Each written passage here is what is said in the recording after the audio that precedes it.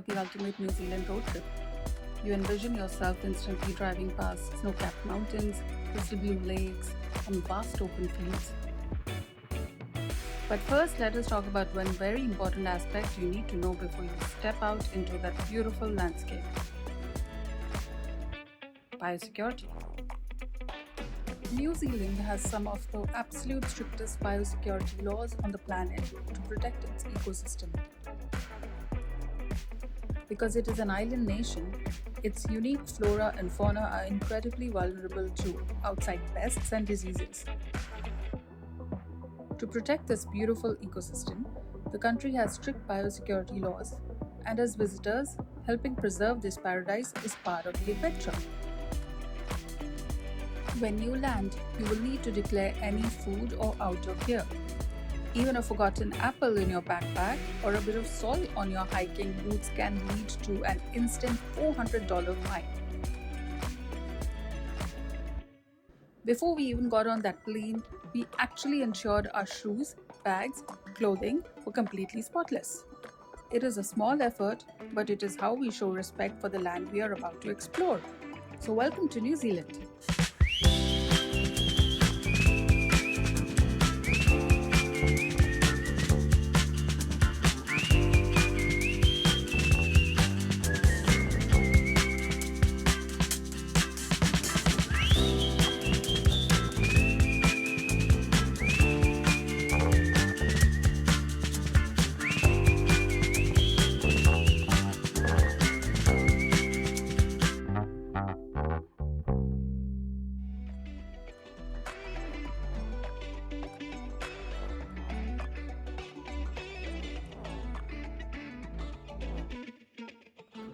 In preparation for the trip, we also keep a list of emergency numbers handy with us.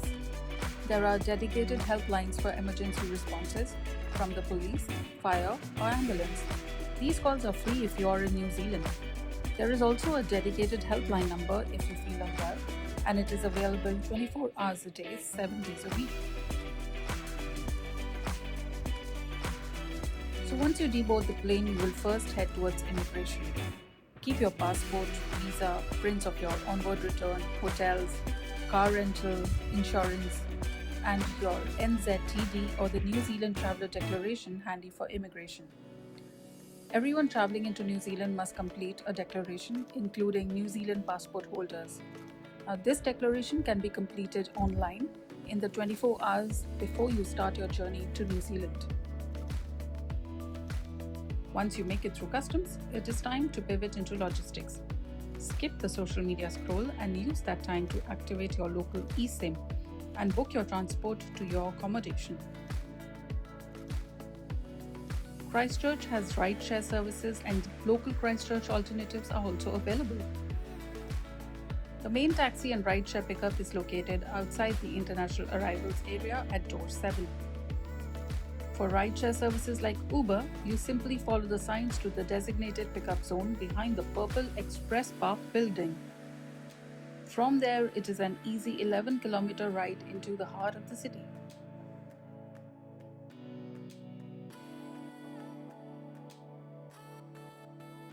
Now, a standard internet itinerary might tell you to treat Christchurch as less of a destination and more of a quick airport pit stop. They will tell you to land, grab your rental keys, and immediately sprint south to Queenstown. But to be honest, that misses the entire heart of what makes the South Island special. Plus, let's be real, after flying across the world, most of us are way too exhausted to safely jump right behind the wheel. And ignoring that heavy jet lag is never a good idea. So here is an ultimate pro tip to beat that jet lag crash. No matter how tired you feel when you land, do not go to sleep during the day. Push through the fatigue, head outside, and get some natural sunlight on your face to reset your internal clock. Trust me, it really works. Give yourself 2 or 3 days here in Christchurch because it will let you decompress, conquer that time difference, and truly connect with the identity of the country you're about to road trip through.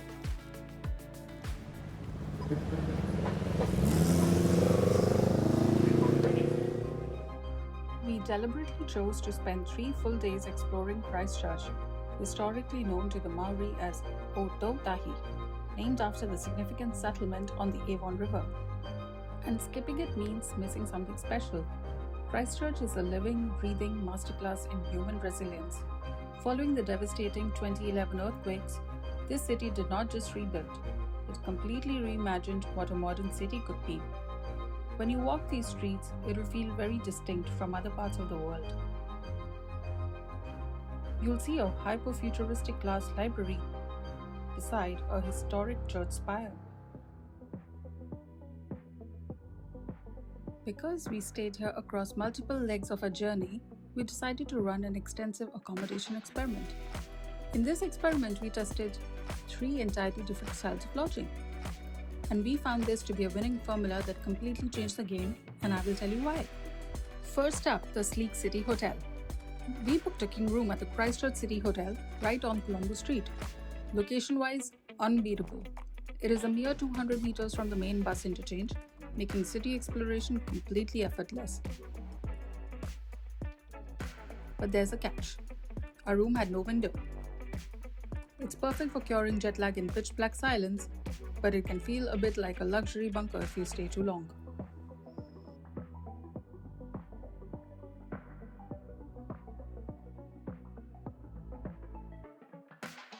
Later in the trip, we shifted gears and tried a classic Kiwi motel. For a road trip, this is where the real values lie. Unlike central hotels, motels here give you studio suites, a kitchenette, and free parking right outside your door. If you want to save money by cooking your own meals, this is the way to go. And finally, we rewarded ourselves with an upgrade and stayed at the Chateau on the Park, a Hilton hotel.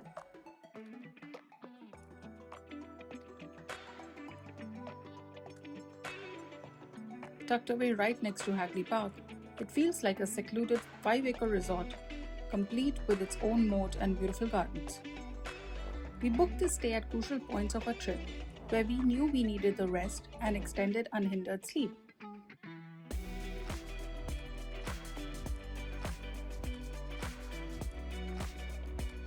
So our verdict?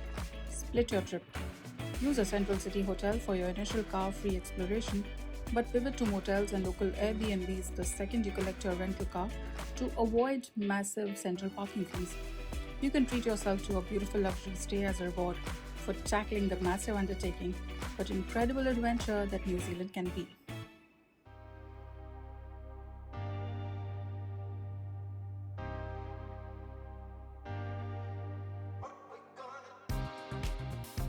Once we dropped our bags, our absolute first stop had to be coffee to recharge our post-flight batteries. So we went to C1 Espresso in the High Street precinct. This place is a legendary Christchurch institution, and it perfectly reflects the city's quirky post-earthquake character. Once we were sufficiently fueled up, we skipped the generic tourist maps and just started walking. The locals will tell you that the true beauty of Christchurch is entirely hidden in plain sight. Take a stroll down New Regent Street. It is a beautiful pedestrian street lined with pastel-colored Spanish Michelin-style buildings that feel like stepping straight into old-school Europe.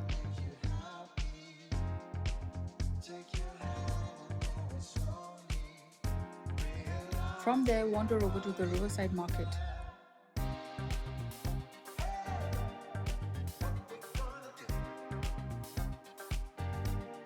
Grab some local Canterbury lamb or fresh coastal seafood.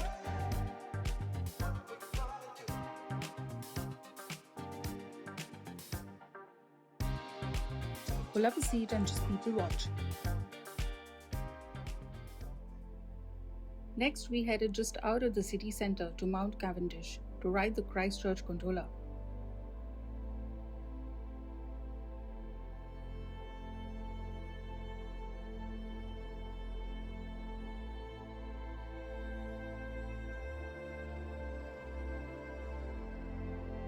As the cable car glides up the mountain, the urban landscape drops away, but the experience starts before you even look outside.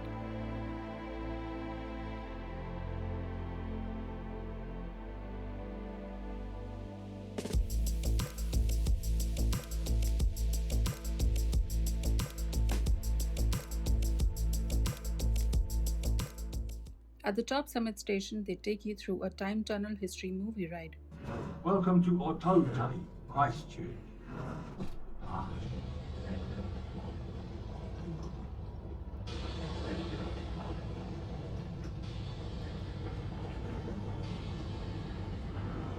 It completely breaks down the volcanic region of the hills and the early European and Maori history of the Canterbury region.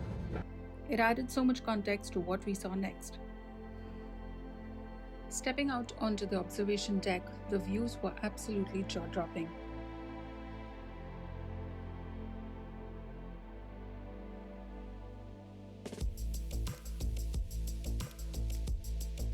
You get the rugged blue waters of Lyttelton Harbour on one side and the sprawling checkerboard of the Canterbury Plains on the other.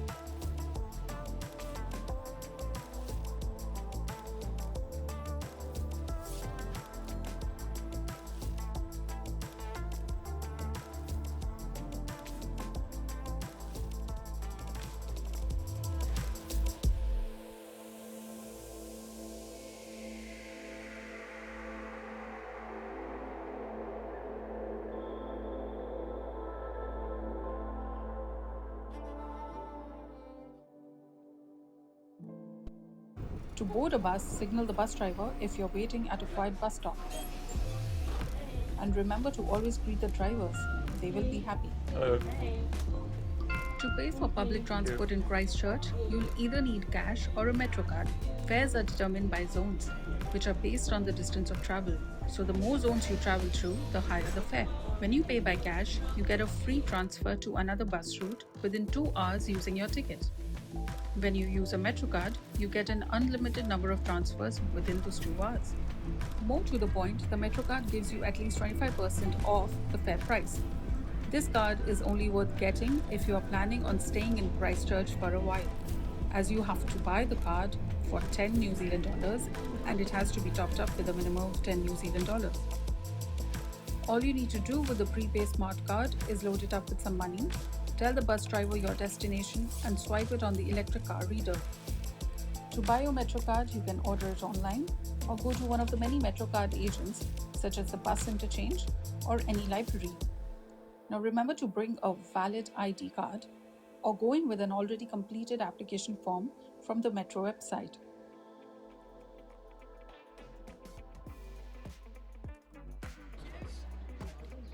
To get back into the city rhythm, we hopped right onto the historic Christchurch Tram. These beautifully restored heritage cars are like moving time machines. It's a hop-on hop-off loop that clangs gracefully past the main sites, giving you a relaxed, elevated view of the city streets without wearing out your shoes. To truly understand why Christchurch feels the way it does, you need to look at its scars. So we joined a local walking tour. If this is something you enjoy, it is one of the best ways to explore a new city and understand its history through storytelling. We understood the real emotional and thought-provoking history of the city and how Christchurch expresses through art. We discovered the city's street art scene, massive multi-story murals painted on the blank concrete walls of buildings left standing. We also spotted the infamous transitional cathedral built entirely of massive cardboard tubes as a temporary sanctuary that became a permanent icon of hope. A pro tip: you can skip the expensive tourist-centric punting boats on the Avon River. Instead, you can walk down to the historic Antigua boat sheds, rent a DIY kayak for a fraction of the price, and paddle yourself through the tranquil waters winding right past the Botanic Gardens. It is peaceful, completely immersive, and it gives you front row seat to the Garden City.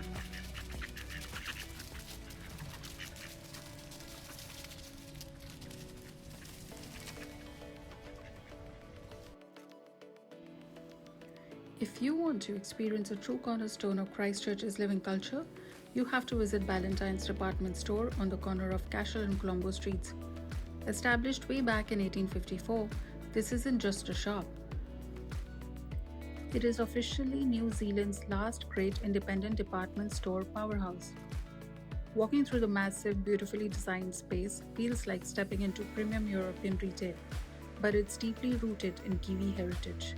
It has survived fires, depressions, and the 2011 earthquakes, standing tall as an anchor for the city's modern retail recovery. It is the ultimate spot to window shop, grab premium local gifts, or just marvel at how independent retail can thrive still beautiful.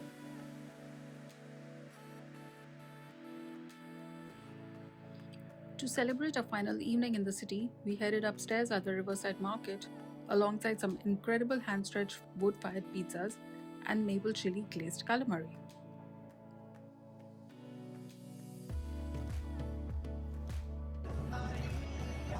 Looking out over the bustling market street below was a perfect way to wrap up our urban leg. The atmosphere here is completely unpretentious, incredibly welcoming, and filled with locals letting off steam after work.